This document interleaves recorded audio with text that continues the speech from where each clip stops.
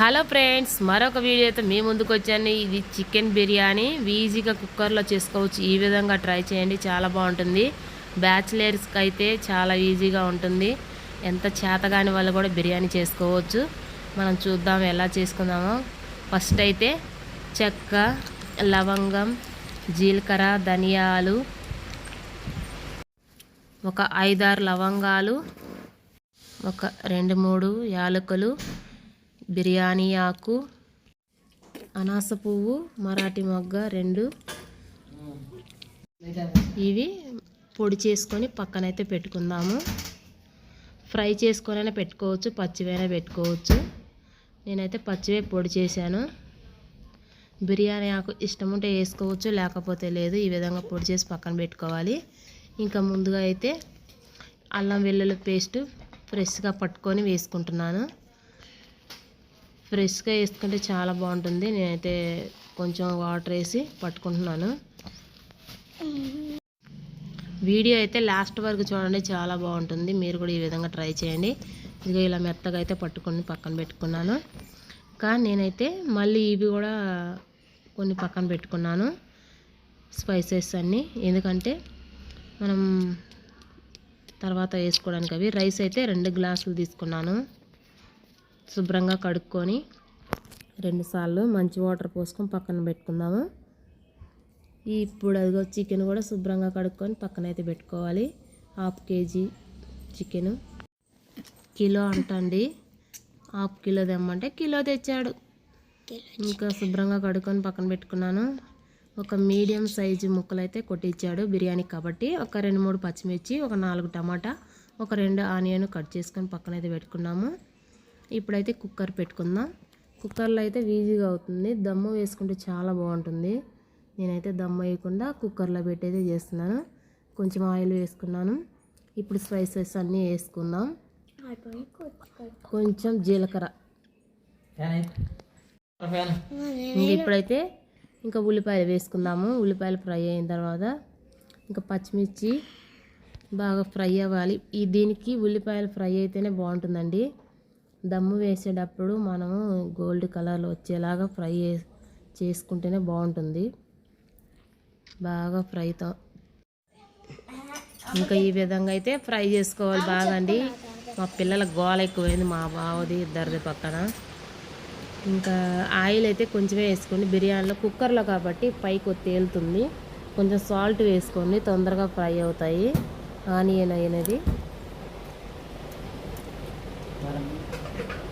నేను మా బావ ఛానల్లో కూడా పెట్టాను ఇంతకుముందు. మీరైతే ఇంకా వీడియో పూర్తిగా చూడండి ఫ్రెండ్స్. ఎలా వచ్చిందో కామెంట్ చేయండి, చేసుకొని మీరు కూడా. ఇంకా నేనైతే ఇప్పుడు ఈ విధంగా ఫ్రై అయినాయి చూసారా ఎర్రగా. ఇప్పుడైతే అల్లం వెల్లుల్లి పేస్ట్ వేసుకుందాము. నేనైతే అల్లం వెల్లుల్లి పేస్ట్ ఫ్రెష్గా వేసుకున్నాను కదా, మీరు కూడా వేసుకోండి. ఇప్పుడు కొంతమంది అయితే అల్లం వెల్లుల్లి పేస్ట్ వేసుకోవచ్చు. పచ్చివాసన పోయిన తర్వాత టమాటాలు వేస్తారు. నేనైతే ముందే టమాటాలు వేసుకున్నాను. టమాటాలు బాగా ఈ విధంగా మగ్గిన తర్వాత కొంచెం నెయ్యి వేసాను. నెయ్యి చాలా బాగుంటుంది దీంట్లోకి. నెయ్యి వేసుకొని ఫ్రై చేసుకొని, ఇవి గంటికుంటుంది కదా అందుకు అలా అన్నాను. ఇంకా బాగా అల్లం వెల్లుల్లి పేస్ట్ కూడా వేసుకొని ఇప్పుడే ఫ్రై చేసుకోవాలి. టమాటాలు ముందైనా వేసుకోవచ్చు, వెనకైనా వేసుకోవచ్చు, ఎట్లాగైనా వేసుకోవచ్చు. పచ్చివాసన పోయేలా వేపుకోండి. లాంగ్ వీడియోస్ అనేది చూడండి ఫ్రెండ్స్, చాలా ఉన్నాయి కానీ మీరు చూడడం లేదు. అల్లం వెల్లుల్లి పేస్ట్ ఎక్కువ వేసుకుంటే బాగుంటుంది బిర్యానీలోకి, కానీ ఎక్కువ వాడకూడదండి. వెల్లుల్లి వాడినా అల్లం అనేది ఎక్కువ వాడకూడదు. చాలామంది తెలియక ఎక్కువ వేసుకుంటారు. ఈ చెన్నై వాళ్ళైతే ఎక్కువ వాడుతూ ఉంటారు. నేనైతే 1 స్పూనే వేసాను. ఇది కూడా పచ్చివాసన పోయేలా వేపుకోవాలండి. వాటర్ అయితే నేను 1 గ్లాస్కి 2 గ్లాసులు అయితే పోసుకుంటాను. బాస్మతికి అయితే 1 గ్లాసుకి 1.5 గ్లాస్ అయితే సరిపోతుంది. ఇప్పుడు మసాలాలన్నీ వేసుకోవాలి. ఈ విధంగా ఫ్రై అయిన తర్వాత మసాలాలు ఫ్రై అవ్వాలి.